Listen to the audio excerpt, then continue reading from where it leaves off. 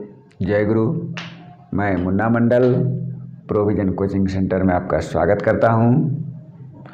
मैं आज किसी किताब का किसी टॉपिक पर चर्चा नहीं करूंगा।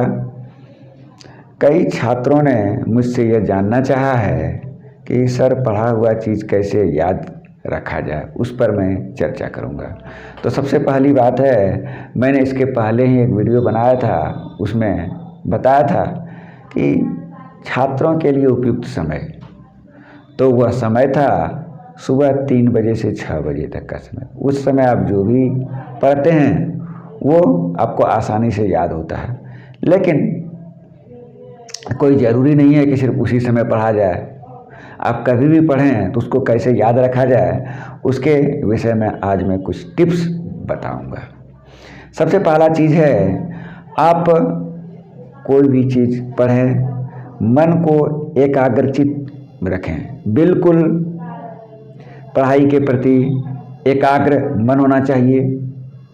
हो सके तो आप बिल्कुल ही एकांत जगह में बैठ के पढ़ें। अगर अपना स्पेशल रूम है तो अपने रूम में पूरा पैक करके और शांत मन से पढ़ें, किसी का आना जाना उसमें न हो अनावश्यक।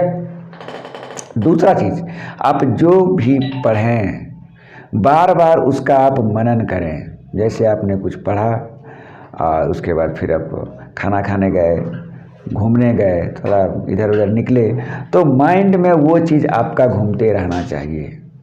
पढ़ने के बाद उसका आप मनन करेंगे तो बार बार वो चीज़, मनन का अर्थ होता है बार बार मन ही मन रिकॉल करना। हम किसी से बात भी कर रहे हैं तो मन में हमारा वो चीज़ रिकॉल हो रहा है जो हमने पढ़ा था। तो ऐसा करने से, बार बार रिकॉल करने से वो याद होता है।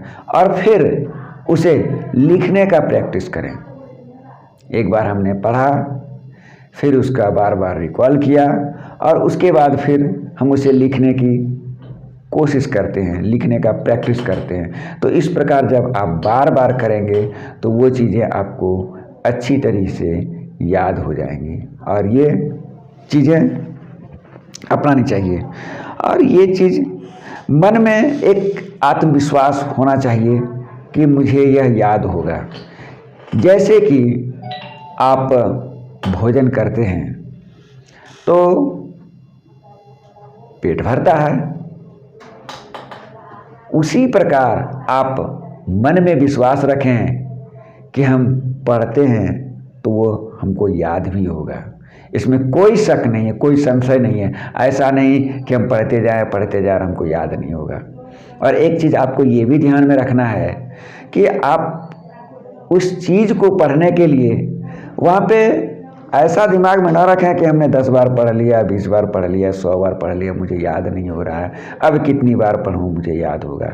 सर कहते हैं 100 बार पढ़ो, कोई कहते हैं 200 बार पढ़ो तो तुम्हें याद हो जाएगा। मैंने वो टारगेट पार कर लिया और मुझे याद नहीं हो रहा है। तो यही सबसे बड़ी भूल होती है।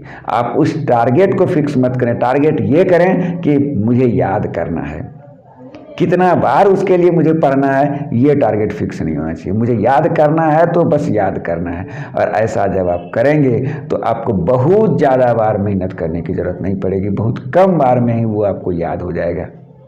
और जब आप टारगेट कर लेते हैं कि नहीं हमने इतना बार पढ़ा, इतना बार पढ़ा, अब कितना बार पढ़ूँ, तो फिर वो ज़िंदगी में कभी याद नहीं होने वाला है। तो टारगेट को आप चेंज करें। बार बार पढ़ रहे हैं उसकी गिनती आप मत करें कितनी बार पढ़ें।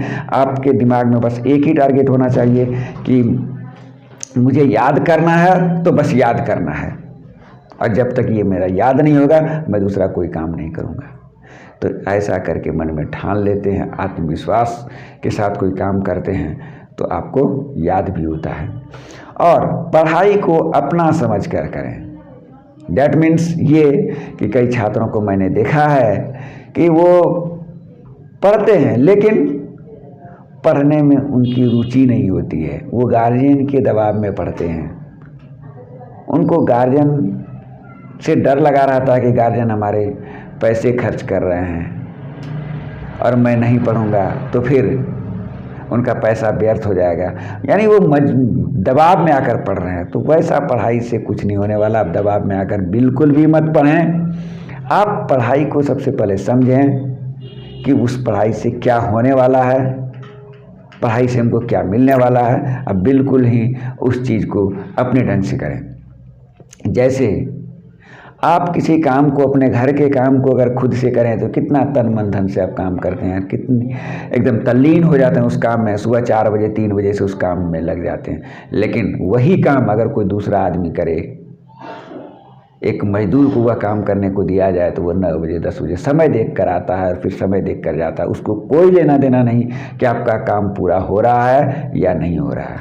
उसी प्रकार अगर आप पढ़ाई को अपने पिताजी का, माँ का काम समझ कर करेंगे तो फिर यह पढ़ाई आपसे नहीं होगा, टाल मटोल होगा, समय पार होगा कि मैंने इतना घंटा पढ़ा। और जब उस चीज़ को अपना समझ कर करेंगे, नहीं ये मेरे लिए है, मेरे पिताजी, मेरी माँ मेरे लिए ये कह रही हैं और यह काम मेरा खुद का है, जिस दिन आपको ये समझ में आ जाएगा आप खुद ब खुद मेहनत करने लगेंगे और आप बहुत जल्द ही बहुत कुछ कर सकते हैं। तो आज के वीडियो में बस इतना ही। जय गुरु, थैंक यू।